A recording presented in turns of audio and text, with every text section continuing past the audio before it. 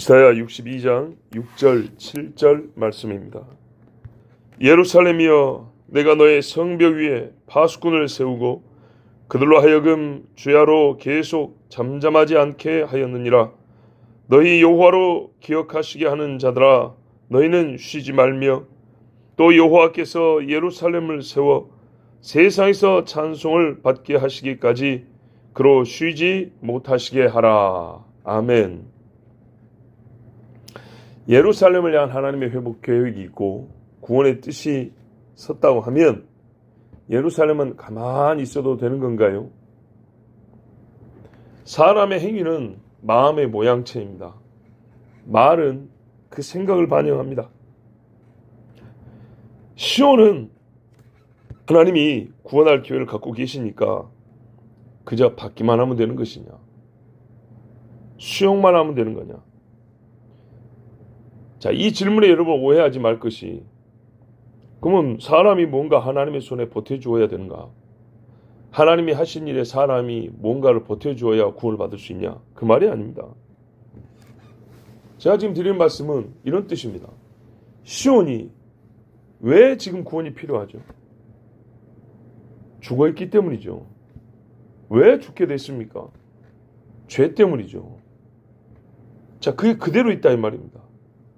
그대로 있는데, 옛날에는 이 죄 때문에 하나님이 시온을 보냈는데, 똑같은 죄가 그대로 있는데 하나님이 그 시온을 이제는 시간대가 다르다는 것 때문에 구원해 주셔도, 구원해 주셔야 하는가 그 말입니다. 자, 다시 보십시오. 옛날에 우상 숭배한 게 죄였단 말이죠. 그 죄 때문에 바벨론에 팔았고 포로 생활하게 만들었는데, 그 우상이 예루살렘에 그대로 있는데, 자, 이제 시간이 지났으니까 이제 그런 거 상관없고, 자, 구원받을 때나 모여라, 그러냐 그 말이죠. 아닌 거죠. 아닌 거예요. 하나님이 어느 때는 나라를 망하게 할 정도의 죄라고 여긴 것이, 지금은 이제 몇십 년이 지났고 몇백 년이 지났으니까, 그때는 그랬고 나는 지금은 그런 거 죄로 안 봐. 괜찮아. 야, 다 모여와. 잘 살게 해줄게. 그런 하나님이라는 거죠. 절대 아니죠. 그런 의미입니다. 시온이 뭔가 공로를 보태가지고 하나님이 우리를 구원하시게 한다, 그런 말이 아니고, 옛적에 그 죄 때문에 하나님이 그 시온을 보냈는데 그 상태, 그 모습이 여전한데도 불구하고 시간이 흘렀기 때문에 그냥 하나님이 시온을 구원해 줘야 하냐? 아니죠. 분명히 아닌 거죠. 하나님은 구원할 때요, 조건이 있습니다. 그 조건이란 것은 공로적 조건이 아니고 돌이킴의 조건입니다. 돌아왔느냐입니다. 돌아왔다고 해서 공로가 있는 건 아니죠. 그죠? 거지가 나한테 손 내밀었다 해서 공로가 있는 겁니까? 손 놓고 있는 거지하고 손 내민 거지하고, 내가 1,000원짜리를 넣어주는 그 1,000원이 그 사람이 손 내밀어서 1,000원이 나한테 여기서 생긴 거 아니죠. 내가 땀 흘려서 번 돈이죠. 예, 내 땀 흘리는데 그 사람이 버텨준 겁니까? 똑같아요. 그런데 달라고 손 내미느냐? 당신이 고생해서 번 돈인데 그거 나에게 좀 주시려고 도와달라고 손 내미는 손이냐? 아니면 주든지 말든지 그런 사람이냐? 이건 다른 거죠. 그래서 하나님이 구원을 주시고 복을 주시려고 그 복을 받을 만한 존재로 변화를 먼저 시킵니다. 구원을 받을 수 있는 마음 상태로 합당한 자로 바꿔주십니다. 즉 사람을 먼저 바꾼다 이 말이죠. 마찬가지로 예루살렘에 있는 죄에 대하여 슬퍼하는 자가 있게 하시고, 시온의 죄악을 씻고자 부르짖는 자가 있게 하셔서 그들이 하나님께 간구를 하게 합니다.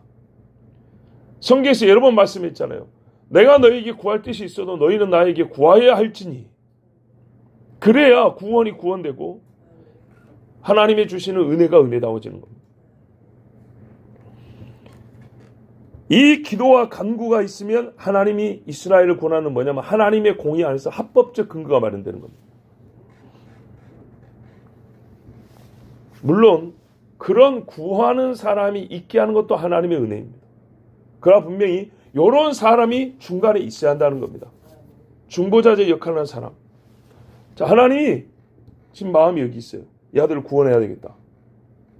뜻을 갖고 계셔서 구원하는데 그냥 이리 와, 다 됐으니까 그냥 상관없어, 와서 밥 먹어, 이렇게 안 한다고요. 아빠 잘못했어요 하는 마음을 먼저 갖게 하신다고요. 이것도 하나님의 은혜인데요. 어쨌든 요 과정이 있어야 된다고요. 그래서 주님, 우리가 잘못했습니다, 우리를 내버려 두지 마시고 우리를 구원하여 주십시오 라는 간구하는 소리가 있으면 이게 공로가 아니라 이게 하나님의 공의 안에서, 하나님의 법 안에서 근거라고요. 그래서 그래 내가 들어주마 하면서 구원하신다는 겁니다. 말씀드렸다시피 1,000원 주세요가 내가 그 사람한테 1,000원 주게 하는데 그 1,000원이 내 손에 있게 하는데 그 사람의 공로 생각 하나도 없어요. 내가 일해서 번 돈이지. 그러나 이거를 줄 것이냐 말 것이냐 있을 때 어떠냐면요, 어른도 그러잖아요. 주세요 해봐. 왜요? 애기한테 꼭 뭐 이렇게 높임 받으려고요? 아니죠. 이게 은혜를 배우는 방법이에요. 주세요 하는 이 사람이 있게 하신 그 일부터 하나님이 시작을 합니다. 자, 예루살렘 성벽에 파수꾼을 세웠어요. 되게 군사적 이유죠. 감시하고 또 신호를 보내서 적이 쳐들어오면 빨리 일어나서 방비하게 하는 그런 일이죠. 자, 이거는 비유입니다.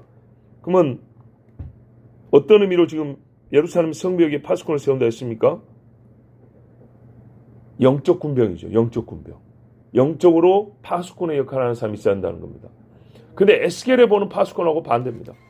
에스겔에 보는 파수꾼을 말하면 영적 전쟁이 임박했을 때 깨어라 일어나고 깨우는 사람입니다.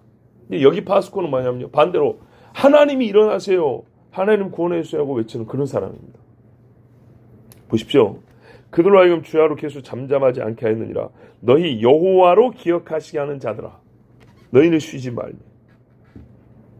이 사람들이 기도하는 모습을 보면서 성 안에 사는 사람들도 야, 우리도 기도해야 되겠다는 깨어남이 있겠죠. 그런데 이 사람들이 주로 하는 그 기도의 내용은 뭐냐면 저들을 깨워주십시오, 이기 전에 하나님 우리를 구원하여 주십시오. 구원해달라고 구원해달라는 그 기도 모습을 보고 동반하여 깨어나는 자가 있을 것입니다. 근데 이 사람들은 계속 하나님께 구합니다. 무슨 말이냐, 옛날에 느헤미야 보세요. 예루살렘의 형편을 듣고 그 형편을 하나님께 그대로 구합니다. 하나님, 예루살렘이 지금 이렇게 불타고 성문이 불타고 사람들이 고생을 하고 한답니다. 언제까지 내버려 두시겠습니까? 다시 세워주시고 보호하여 주셔야 되지 않겠습니까? 그랬더니 하나님이 그래 그랬죠. 그래서 어떻게 했어요? 그러면 저를 보내주십시오 그랬죠. 그래서 느헤미야가 왔지 않습니까? 바로 그런 사람입니다. 하나님께 예루살렘의 형편을 아뢰고 이 성을 구원해 주시를 간구하는 사람. 하나님은요, 원래 우리를 위하여 쉬지 않으시죠. 그런데 복음성가도 있지 않습니까? 세상 모든 민족이 주를 섬기게 될 때까지 쉬지 않으신 하나님. 그러면 무슨 말이냐? 하나님이 우리를 위한 일을 쉬지 않고 계시지만 더하여 하나님의 귀가 쉼 없이 구해달라는 소리를 듣게 하는 일. 하나님이 귀를 좀 막고 싶은데 못 막게 하는 사람. 좀 앉아서 쉬고 싶은데, 좀 인간적인 표현이지만 자꾸 손잡고 일어나게 하는 사람. 그런 사람이 있어야 된다는 거죠. 하나님은 그런 사람이 있기를 바라고 하나님 스스로 일하시려고 그런 사람을 세웁니다. 하나님이 하신 약속을 계속 생각나게. 하나님이 잊어서 그런 게 아니에요. 계속 생각나게. 오죽했으면 우리 주님이 비유컨대 하나님은 의로우신 분이면서도 불의한 재판장의 비유를 썼겠습니까? 불의한 재판장이라도 과부가, 뇌물 하나 줄 것 없는 과부가 계속 와서 억울함을 호소하니까 귀찮아서라도 해준다 안 그럽니까? 불의한 재판장도 그러하거늘 하늘에 계신 너희 아버지께서 어찌하겠느냐. 그래서 어쩌라는 거예요? 구하라는 얘기입니다. 그 구하는 자를 하나님이 세우시고 그들을 예루살렘 성벽의 파수꾼이라고 그랬어요. 자, 그러면 이 사람들이 언제까지 하나님 앞에 계속 아뢰면서 하나님을 모시게 해야 되냐? 7절 보세요. 여호와께서 예루살렘을 세워 세상에서 찬송을 받게 하시기까지. 예, 예루살렘이 다시 중건되고 하나님의 보좌가 세워져서 예루살렘의 남은 자들을 다 구원해요. 그러면 어떻게 합니까? 세상 사람들이 와, 하나님이 구원한 예루살렘이구나, 하나님의 신부 예루살렘이구나, 이렇게 칭송을 합니다. 아니, 거꾸로 된 거 아닙니까? 하나님께 찬송을 해야 되는 거 아닙니까? 당연하고, 그건 당연하고. 하나님이 계속 하신 말씀 뭐예요? 내가 너를 통하여 영광을 받고 나는 너를 영화롭게 해준다 그랬잖아요. 그래서 사람들이 옛적에 하나님을 세상에서 요고도 먹게 하고 하나님의 영광을 저 땅바닥이 처박힌 예루살렘이 이제 다시 하나님을 영화롭게 하는 성이 되었구나. 그래, 잘했다, 좋다, 이렇게 박수 칠 때까지, 그때까지 하나님이 이 예루살렘을 생각하여 주소서라고 간구하는 사람, 이런 사람이 바로 예루살렘 성벽에 세워진 파수꾼들입니다. 하나님이 약속하신 일을 다 해달라는 거죠. 자, 그러면 이 아이디어, 이런 사람을 세웠고 하나님이 예루살렘을 구원하게 하시는 이 아이디어 누가 냈습니까? 다윗이 죽기 전에 유언하고 갔죠. 이런 식으로 하면 돼. 하나님 그럼 꼼짝 못한다고. 다윗이 가르쳐줬습니까? 사무엘 선지자가 가르쳐줬네요. 사무엘 선지자가 나중에 너희 망하게 됐을 때 하나님 앞에 몇 사람 딱 정해가지고 나머지는 하고 싶은 대로 하고 딱 10사람만 와가지고 맨날 성전에서 물 꿇고 기도해. 그럼 하나님 꼼짝없이 다 해준다니까. 사무엘이 그리 가르쳤습니까? 아니죠. 아닙니다. 그건 하나님의 생각입니다.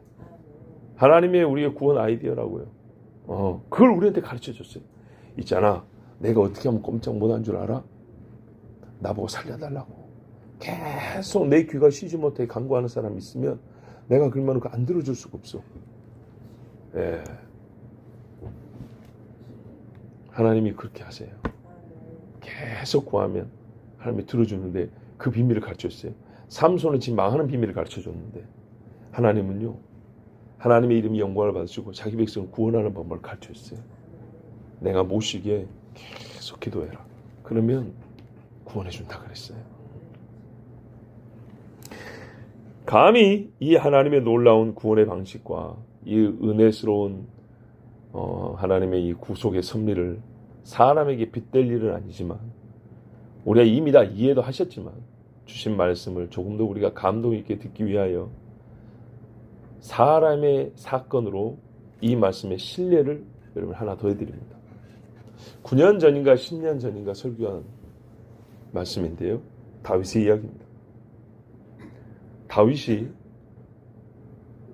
형들이 전쟁터에서 블레셋과 싸우고 있을 때 아버지의 심부름으로 좋은 먹을 것들을 가지고 그 부대를 요즘 말로 면회를 갑니다. 전쟁 중인데 면회를 가죠. 그래서 먼저 군대 부대장한테 선물을 좀 줍니다.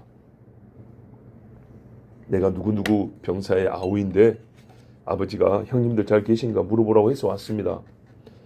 부대장님, 아버지가 드린 선물입니다. 좀 받으십시오. 이러고 형들 면회를 요청합니다. 그리 했죠. 그래서 이제 그 부대 가가지고 최전선이란 말이죠. 얼마나 위험합니까? 근데 이 청소년밖에 안 되는 다윗이 가가지고 형들도 만나고 이제 안부를 묻고 있는 찰나에 딱 그 타이밍에 누가 나왔어요? 골리앗이 나온 거예요. 골리앗이. 아침 저녁으로 얘는 밥 먹고 나고 하는 일이 싸움을 돋구는 일이란 말이죠. 와가지고 보니까 진짜 얼마나 큰지 그냥 뭐 우리 쉽게 말해서 천장만큼 큰 거예요. 이만큼 큰 사람이에요. 덤빌 수 있겠습니까? 어린 반푼어치도 없는 이야기죠. 예. 근데 요만한 사람이 나와가지고 고래고래 소리를 지르니까 산과 산 사이에 서가지고 막 쩌렁쩌렁 울리는데 다 무서워서 숨는 겁니다. 근데 이 사람이 와가지고 싸우자, 용기 있는 놈 하나 없냐? 뭐 그랬으면 그나마 괜찮은데 하는 말이 뭐라 그래요? 하나님이 죽었니 사는니? 이스라엘 백성 너희는 우리의 똥구멍이나 핥아나 뭐 이런 이야기 한다든지. 너무 천박한 편인가요? 군대에서 전쟁에 뭔 소리를 못 그러면서 너희 신은 우리 다곤 신의 뭐 종밖에 안 된다. 하여튼 성경에는 구체적인 말은 없지만 실제 생각해보세요. 한 1분 외치고 하는 게 아니에요. 1시간, 2시간 써가지고 외치는데 대사가 있어야 될 거 아니에요. 대사가. 그러면 그게 좋은 말이겠어요. 1시간 동안 말하는데 똑같은 말만 외칠 수는 없고.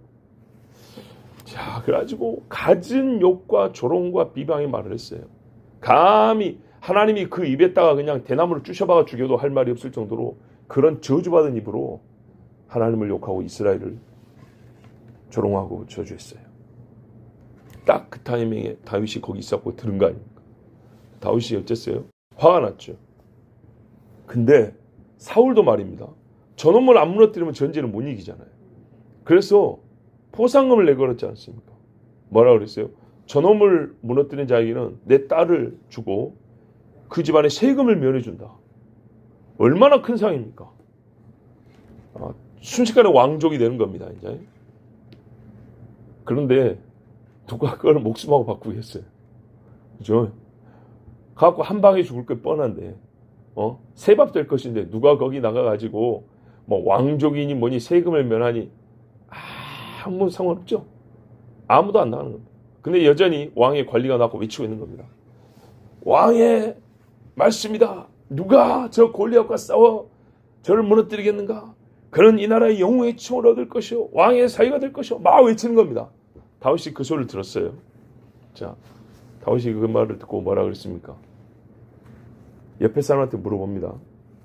다 들어놓고 왕이 저 원수를 무너뜨린 자에게 무엇을 해준다고 그랬소? 그러니까는 너 아까 듣지 않았냐? 왕의 사위가 되게 해주고 세금을 면하게 해준다 했다. 그리고 재물, 포상금도 엄청나게 준다 그랬다. 이 세 가지입니다. 근데 다윗이 말입니다. 들었잖아요. 또 물어봅니다. 아저씨, 왕이 저 골리앗을 무너뜨린 사람을 어떻게 해준다 그랬다고요? 아이 참, 네가 싸우려고? 이게 어떻게 해준다 그랬냐고요?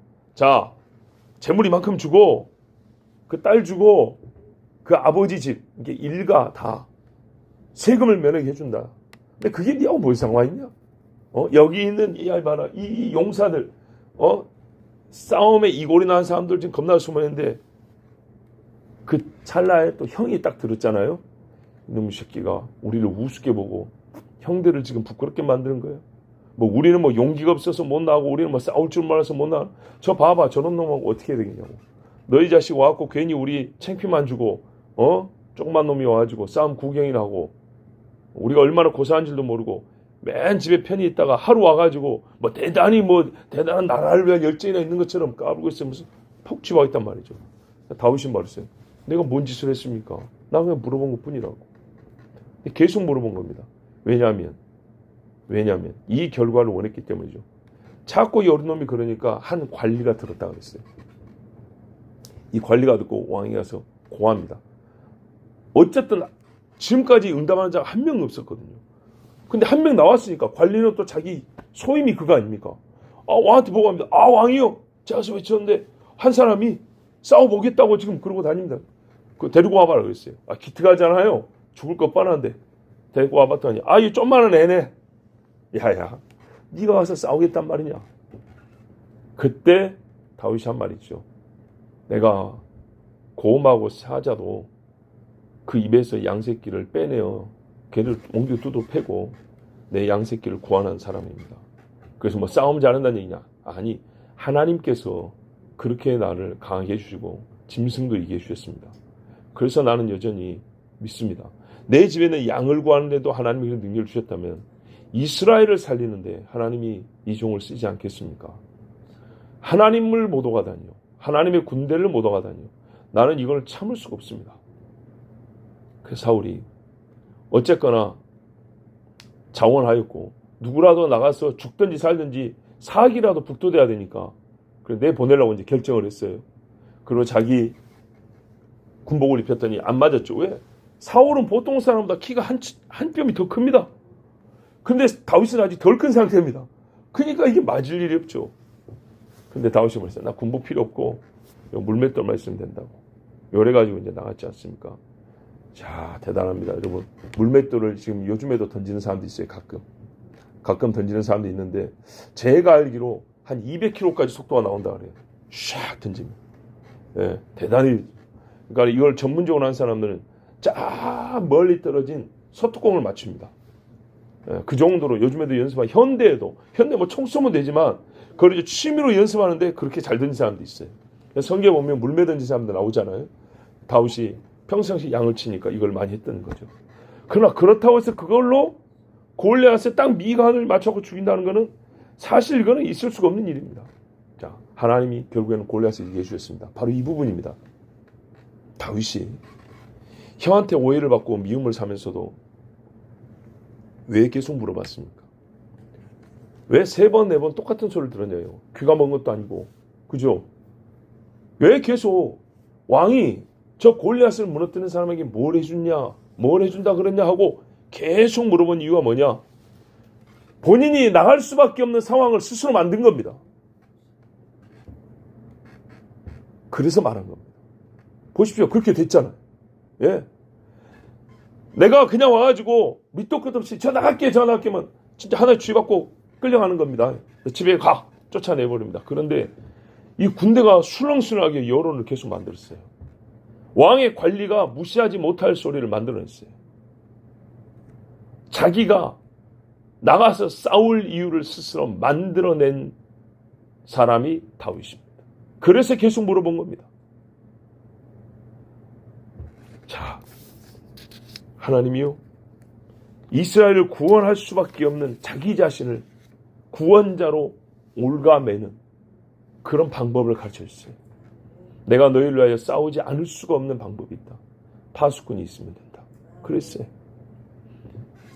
그리고 이 다윗의 사건을 보니까 오늘 말씀에 신뢰 같지 않습니까?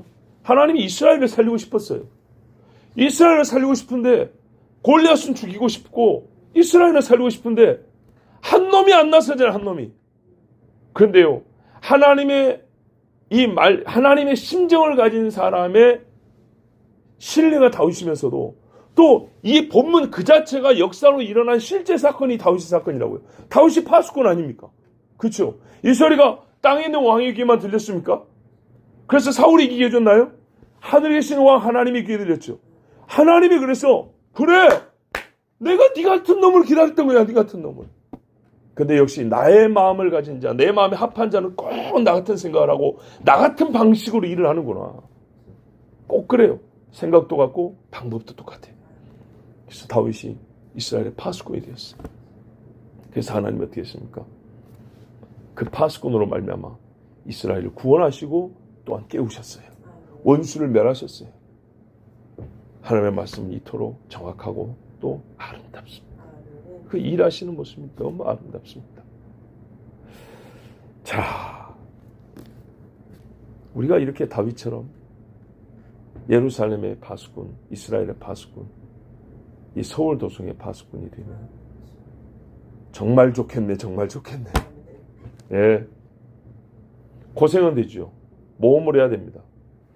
그러나 여러분, 하나님의 약속은 승리입니다. 구원입니다. 그렇기 때문에 우리 오늘 구할 것은 이것입니다. 하나님, 이 땅에 무슨 파수꾼 없나요? 그러지 말고 하나님 앞에 다윗처럼 나 여기 있습니다. 이건 교만이 아닙니다. 하나님이 기다리는 사람입니다.